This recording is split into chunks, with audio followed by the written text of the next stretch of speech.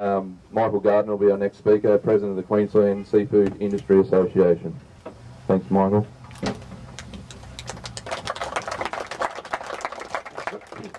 Thanks very much.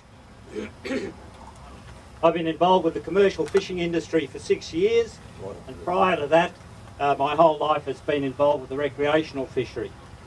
We have got a big problem here. You're here today primarily thinking about what's going to happen off Fraser Island and off the Tweed Gold Coast area.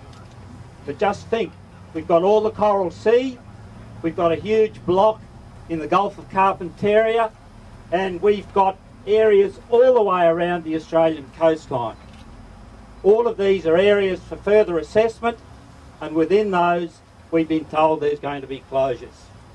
We've already got the Great Barrier Reef Marine Park. We've got state marine parks. And something you may not know is that the current Queensland government is committed to running out border-to-border state complementary parks adjacent to any new Commonwealth marine parks. Think about that. I represent primarily commercial fishermen, but I'm here to talk on behalf of all those onshore businesses, those coastal communities, and our seafood consumers who are dependent on the fishing industry. We know what closures produce to coastal communities and to people. We've been through the Great Barrier Reef Marine Park process. We've seen the impacts it has on people's lives, their businesses, their financial status, their marriages, and whole communities are affected by anything that occurs like this. If you think about it, it's unbelievable.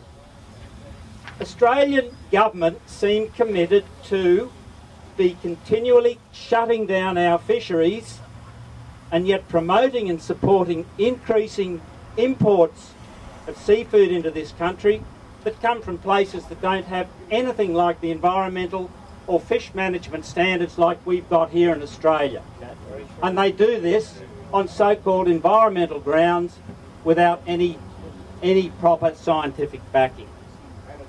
It's our belief, a very strong belief, that fishing, this is sustainable, well-managed, low-risk fishing, can exist in a marine park. As Peter Todd said, there is no real reason why we should be shut out of these marine parks. What you need to do? Well, you've been given some pretty good advice. We do have the power. We can do things. You need to look at the policies of the major political parties. Ron Boswell will tell you about the policy of the coalition, which has just been released, and it's got many positive elements to it. We've just seen what the Green Party in Australia wants, 30% closures across the whole of the Australian waters. We've got a pretty good idea of what Labor's intending to do. Look at the unilateral decision that Garrett used to declare the Coral Sea as a conservation zone. He responded to pressure from Pew and these other conservation groups, a unilateral decision, no consultation with anyone else in the Australian community. We've got a voice, we've got a message, we've got to get it out there, and we can influence things. And I can tell you that from the commercial fishing industry's point of view, that we want no further closures to our right of access, and any government needs to recognise this, because we've had enough. It's not right, and it's not Australian. Thank you.